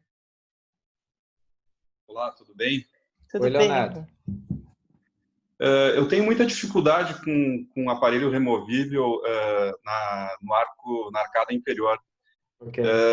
Invariavelmente ele desadapta com as ativações, né? Vamos dizer assim, 4, 5, 6 ativações já começa a se desadaptar e tem muita dificuldade. Alguma dica para mim ou não? Tá, daí é o seguinte, normalmente isso acontece quando você prescreve um uso e o paciente não acompanha o uso, não usa o que você prescreveu, daí ele vai desadaptar, tá? Daí eu faria o seguinte, utilizaria fixo, daí você vai fazer uma expansão lenta na mandíbula, utilizando um expansorzinho fixo, daí ele fica por lingual, tá? Vão ter bandas você pode fazer 2 bandas no segundo molar descido, vai ter um fio com extensão até o primeiro molar permanente, e na região anterior vai ficar, a Kika coloca um expansorzinho de 6 milímetros, ele é bem pequenininho, e daí vai ser ativado ali semanalmente, mesma coisa. Então, na verdade, você vai contornar o problema de uma não cooperação, tá? Isso acontece sim, é frequente, mas é causado pela não uso do paciente no tempo que precisa usar. E se você perguntar para a mãe sempre vai falar que ele usa, que ele não tira da boca. São os meus pacientes que quebram Brecht tomando gelatina. Né? Você já viu isso? Estava tomando gelatina, quebrou. Falou, pô, então a minha cola que deve ser uma porcaria. É Então, a mesma coisa. para de comer gelatina. Eu não brigo com o paciente. Eu mudo o tratamento. Tá legal, muito obrigado pela Valeu. explanação. Obrigada, Leonardo. Deixa eu ver aqui, vamos ver. José Marcos.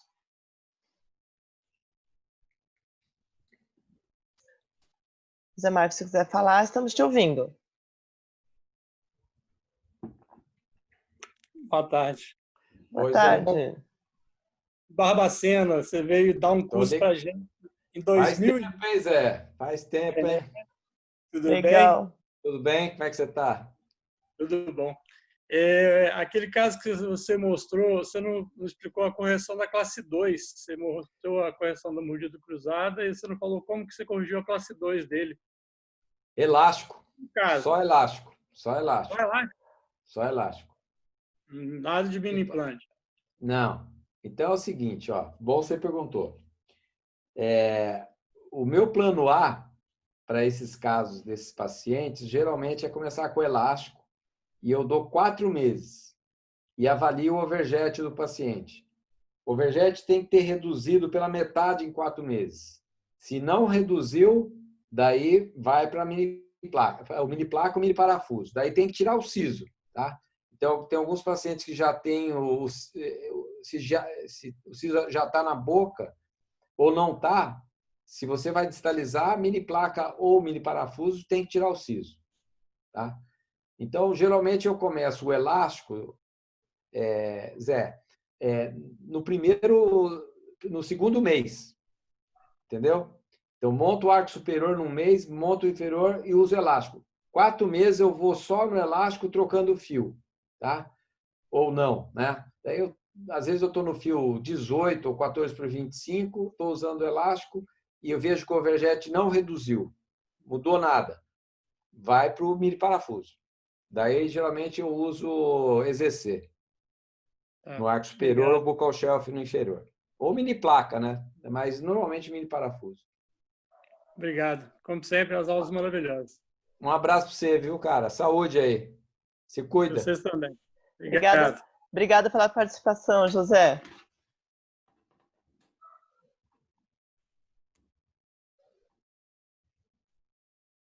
Então, vamos ver aqui.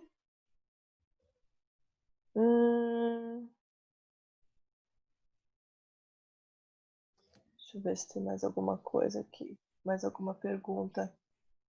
Tem uma pergunta aqui. Um biélice poderia também ser usado no inferior? Poderia sim. O biélice é excelente e tem gente que domina bastante quadrihélice, biélice. Eu acho que é uma excelente alternativa, porque é uma força de baixa intensidade e contínua. Eu acho excelente. Tá? Agora, daí teria 2 tipos de biélice. Tem biélice de encaixe, que é um pouquinho mais complicado de manejo, ou cimentado, né? Então, na verdade, se a pessoa domina o biélice, ótimo. Eu só queria chamar a atenção de uma coisa. Eu fui educado ortodonticamente usando PLA, tá? O grande problema do PLA, ele funciona, mas se for para ganhar espaço, muitas vezes ele tem que ser usado por muito tempo e ele acaba inclinando o primeiro molar para distal. E daí ele impacta o segundo molar permanente, porque o segundo molar permanente, se você lembrar o trajeto eruptivo dele, ele é um senoide. Ele vem, toca na distal da raiz do primeiro molar permanente e rompe. Se o primeiro molar estiver inclinado para distal, ele impacta. Daí te cria um problema, pois estava tentando tratar sem extração, daí você tem que começar a pensar em desimpactar segundo molar. Ruim. Uhum. Então tem que ser lateral, para os lados. Não importa o que você usa, para o lado. Não para frente nem para trás. Legal. Legal, professor.